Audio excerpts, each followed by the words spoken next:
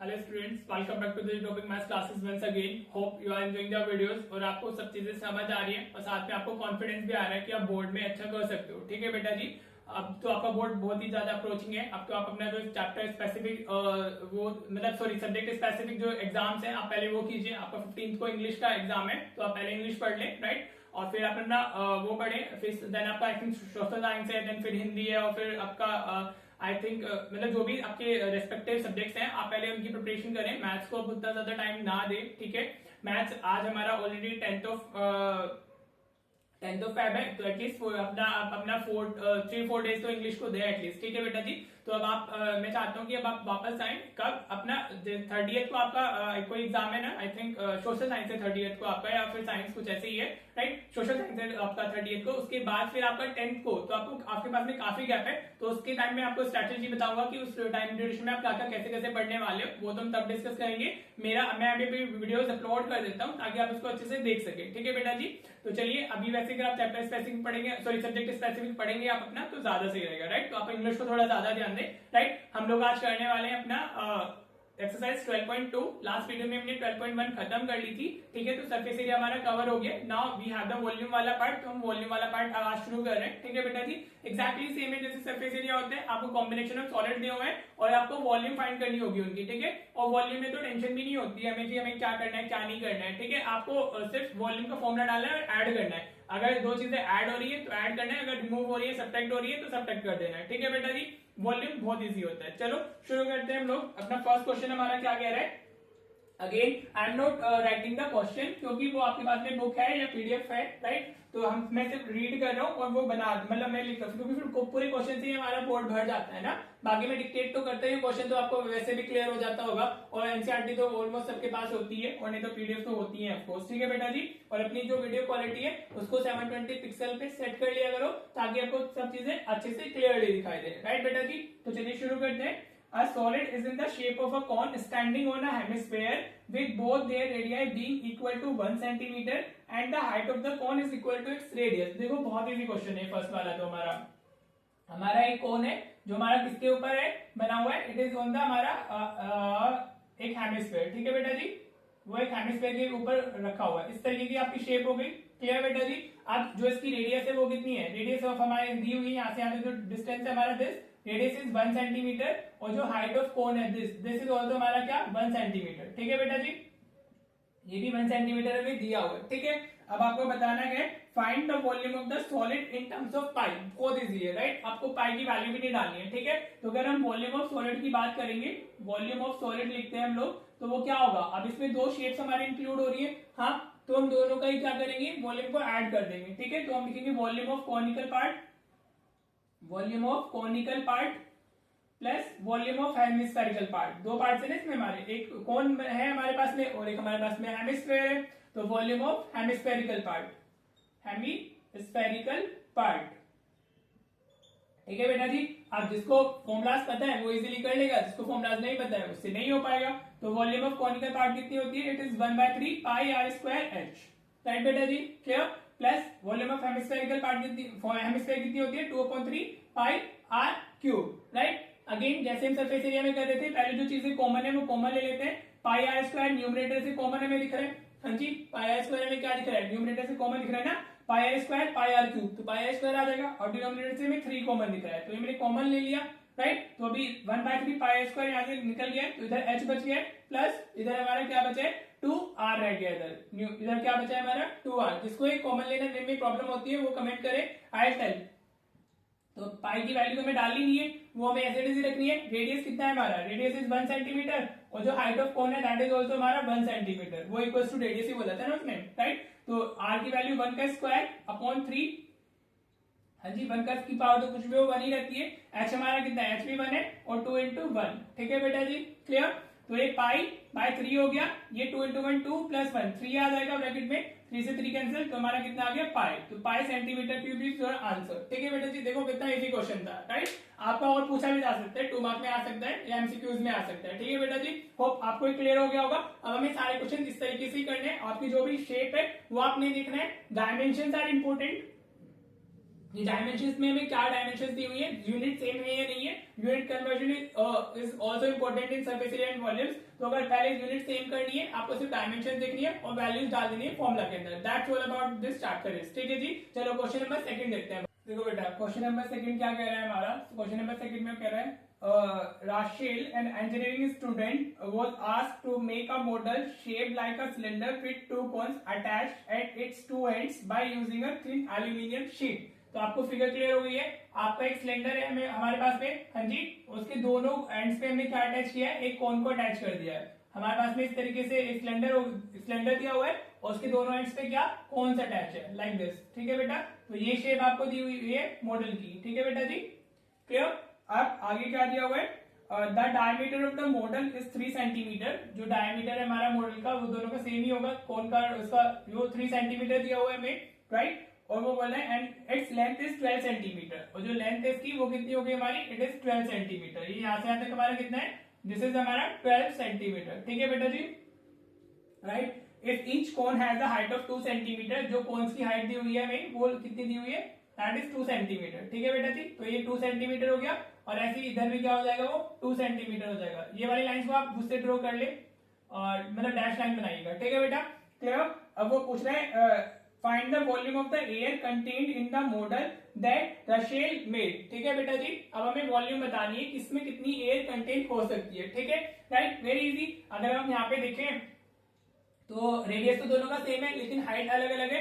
अगर ये टोटल 12 है तो ये वाली हाइट कितनी हो जाएगी हमारी, ये वाली हाइट बताइए कितनी होगी, हाँ जी, ये हमारी कितनी हो जाएगी, 2 इस तरफ 2 इस तरफ, तो 4 सब्ट्रैक्ट हो जाएगा यहाँ से, तो ये कितनी आ जाएगी हमारी, this will B 8 centimetre, right बेटा जी, समझ आ रहा है, होप क्लियर हो रहा होगा आपको। अब हम कोन को रिप्लेस कर, जो कोन की हाइट है हमारी, हाइट ऑफ कोन हम ऐसे लिख देते हैं, हाइट ऑफ कोन, उसको हम स्मॉल एच से यूज कर लेते हैं, मतलब नोटेशन उसके लिए हम स्मॉल एच ले ले रहे हैं। और हाइट ऑफ सिलेंडर जो है हमारा, हाइट ऑफ सिलेंडर के लिए हम क्या लिख लेते हैं, कैपिटल एच यूज कर लेते हैं। देखो दोनों की हाइट अलग अलग है ना, और दोनों की फॉर्मूले में हाइट का वो मतलब हाइट आती है दोनों के फॉर्मूले में, तो हम दोनों के लिए जो हमने सिंबल लिया वो अलग ले लिया। कौन के लिए स्मॉल एच, सिलेंडर के लिए कैपिटल, वो आप अपने अकॉर्डिंग भी ले सकते हो, एच एच डैश ले सकते हो। रेडियस तो दोनों का सेम है तो वही रहने वाला है। तो रेडियस ऑफ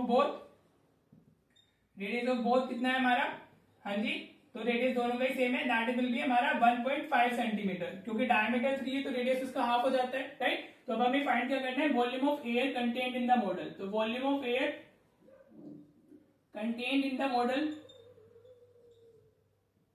तो वो क्या होगी हमारी, बस अभी मैंने आपको क्या बताया था, वॉल्यूम में तो कुछ देखना ही नहीं है, जो शेप अगर हमारी ऐड हो रही है तो हमारी उनकी वॉल्यूम तो डायरेक्टली ऐड हो जाती है, ठीक है। तो ये क्या होगा हमारा volume of cylindrical part, volume of cylindrical part, ठीक है बेटा जी, प्लस हमारा 2 into volume of conical part, 2 conical part है ना हमारे पास में, तो 2 into volume of conical parts, ठीक है बेटा, होप आपको क्लियर हो गया होगा, हाँ जी। चलिए अब फॉर्मूला डालते हैं और वैल्यूज फाइंड कर लेते हैं। तो वॉल्यूम ऑफ सिलेंडर कितनी होती है, it's pi r square, capital H हमने उधर लिखा हुआ है तो कैपिटल एच यूज करेंगे, प्लस वॉल्यूम ऑफ हमारी 2 इंटू ये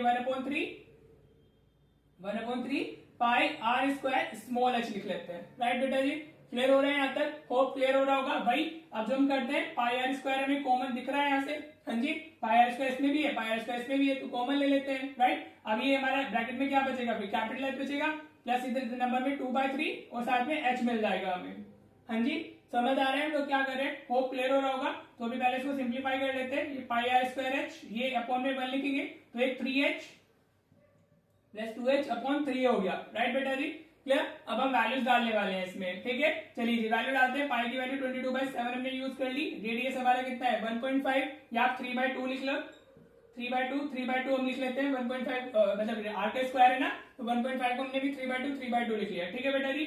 ये ब्रैकेट में हमें कितना मिला हुआ है, 3 इंटू एच, कैपिटल एच की वैल्यू 8 है हमारी, प्लस 2 इंटू स्मॉल एच की वैल्यू 2 हो गई, राइट। सो वैल्यू सारी वैल्यूज लिखी हुई है ना, डिवाइडेड बाय हमारा कितना आ गया, 3 आ गया, राइट। तो इस 2 से 11 टाइम्स जा रहा है, जो कैंसिल हो सकते हैं उसको कर लेते हैं, तो 11/7 इंटू 3 इंटू 3 9/2 मिल गया हमें।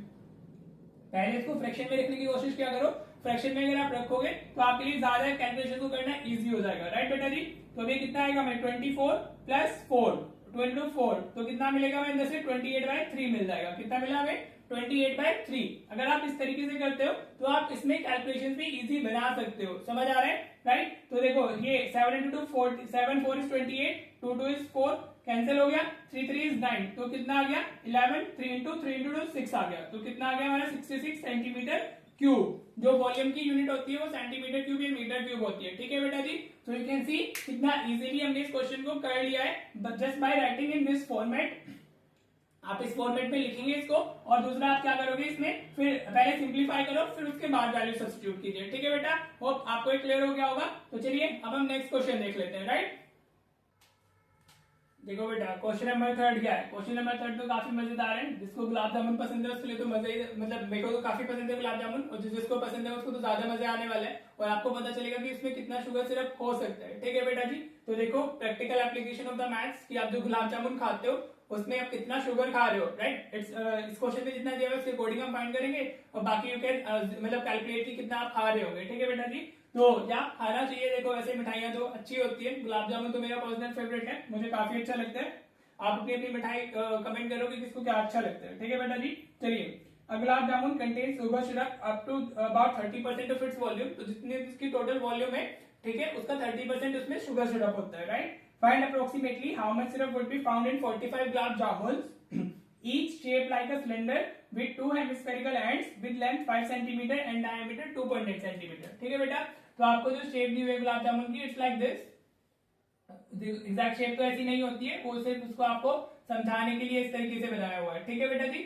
आपको वो क्या है वो सिलेंडर है हमारा और दोनों तरफ क्या लगे हुए हैं ऐसे हमारा वो हेमिस्फेरिकल शेप बना हुआ है। ठीक है बेटा जी। ये इस तरीके का गुलाब जामुन हो गया हमारा राइट। हाँ जी। अब इसकी जो टोटल लेंथ है व्हाट इज दैट इज हमारी 5 सेंटीमीटर। ये कितना हो गया हमारा दैट इज हमारा 5 सेंटीमीटर और जो डायमीटर है दैट इज 2.8 सेंटीमीटर। ये कितना है हमारा 2.8 सेंटीमीटर। ठीक है बेटा जी। क्लियर। अब जो ये क्या होगा हमारा ये फिर रेडियस हो जाएगा कितना 1.4 और ये भी यहाँ से यहाँ तक कितना डिस्टेंस हो जाएगा हमारा 1.4 हो जाएगा। ठीक है। तो जो लेंथ ऑफ सिलेंड्रिकल पार्ट है वो कितनी आ जाएगी हमारी हाँ जी 1.4 1.4 2.8 माइनस होगा तो ये 2.2 सेंटीमीटर आ जाएगी हमारी लेंथ ऑफ सिलेंडर या जिसको आप हाइट ऑफ सिलेंडर भी बोल सकते हो। ठीक है। तो सबसे पहले हम क्या करेंगे हम volume of 1 gulab jamun find करेंगे। वॉल्यूम ऑफ 1 गुलाब जामुन। ठीक है बेटा। मुंह में पानी आ रहा है क्वेश्चन को करते हुए किसके मुंह में पानी आ रहा है जिसको क्रेविंग हो रही है गुलाब जामुन खाने की राइट। तो वॉल्यूम ऑफ 1 गुलाब जामुन कैसे होगी हमारी volume of cylindrical part. Volume of cylindrical part आप लिख दोगे सिलेंड्रिकल पार्ट प्लस देखो हेमिस्फेयर 2 लगे हुए हैं तो 2 into volume of hemispherical part. Volume of hemispherical part don't bother for the handwriting मैंने हेमिस्फेरिकल लिखा है हेमिस्फेरिकल पार्ट लिखा है राइट बेटा जी। तो वॉल्यूम ऑफ सिलेंड्रिकल पार्ट क्या होगी पाई आर स्क्वायर एच होगी प्लस 2 इंटू वॉल्यूम ऑफ हमारी हेमिस्फेयर कितनी होती है 2/3 पाई आर क्यूब होती है राइट बेटा जी। क्लियर। तो बस अब इसमें से मैं क्या पाई आर स्क्वायर कॉमन दिख रहा है तो हमारा यहाँ क्या रह जाएगा h प्लस 2 इंटू 4/3 r हो जाएगा राइट बेटा जी। क्लियर। हाँ जी। अब हम इसको इधर शिफ्ट करेंगे तो pi r square this will be 3h plus 4r/3 right. अब उसमें पाई तो 3.14 लेने की बोला नहीं है तो हम अपने वही ले लेते हैं 22/7 ले लेते हैं। ठीक है बेटा जी। तो पाई की वैल्यू में 22/7 ले ली। रेडियस हमारा कितना है इट्स 1.4 हो जाएगा बिकॉज डायमीटर इज 1.8 ना तो 1.4 इंटू 1.4 हमारा हो गया 3h। h हमारा कितना है 3 इंटू 2.2 और प्लस 4r r हमारा कितना है 1.4। ठीक है बेटा जी। क्लियर हो रहा है यहाँ तक। इसकी कैलकुलेशन थोड़ी अजीब होती है तो आप प्लीज कैलकुलेशन खुद से करें। ठीक है। तो इसको डिवाइड करेंगे तो 0.2 मिल जाएगा हमें। अब 22 इंटू 0.2 ये 4.4 हो जाएगा इंटू 1.4 हो गया राइट बेटा जी। अंदर से सिंप्लीफाई करोगे तो कितना मिलेगा ये 6.6 प्लस ये 5.6 हो जाएगा डिवाइडेड बाय 3 हो गया राइट बेटा जी। क्लियर। तो ये 4.4 इंटू 1.4 इंटू 6 और 6 is 12 6 5 is 11 और 12 डिवाइडेड बाय 3 राइट। इतनी हो गई हमारी volume of 1 gulab jamun right. अभी हमें वॉल्यूम कितनी फाइंड करनी है वॉल्यूम ऑफ 45 गुलाब जामुन। तो आपको इसको सिंप्लीफाई करके लिखने की जरूरत नहीं है राइट। आप इसको ऐसे छोड़ सकते हैं। अब पहले आप क्या करो volume of 45 gulab jamun find कर लो। Volume of 45 gulab jamun. ठीक है बेटा जी। तो वो कितना होगा अब जो ये वॉल्यूम आई है हमारी 1 उसको हम 45 से मल्टीप्लाई कर देंगे तो ये 45 into 4.4 into 1.4 into 12.2 divided by 3। ठीक है बेटा जी। Clear. This was the volume of 1 gulab jamun ना, और मुझे 45 की फाइंड करनी है। तो ये 3 से इसलिए मैंने मल्टीप्लाई नहीं किया था क्योंकि यहाँ इधर वो डिवाइड हो जाएगा, राइट बेटा जी, क्लियर। अब आप इसमें इसको मल्टीप्लाई कर लेना, तो you will get your answer 15 4 is 60, 54 66 हो जाएगा, into 1.4 into 12.2 centimetre cube. This is the volume of 45 gulab jamun, ठीक है बेटा जी, क्लियर। अब हमें क्या बताना है, हमें बताना है कि उसमें कितना शुगर सिरप है, how find approximately how much syrup would be found in 45 gulab jamun, ठीक है। तो यू कैन राइट सिरप, ठीक है जी, सिरप इन 45 गुलाब जामुन, 45 गुलाब जामुन, ठीक है बेटा जी।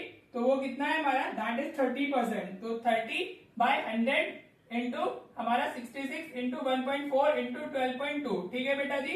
तो आप इसको खुद से सॉल्व कर लेंगे, so you will get your answer.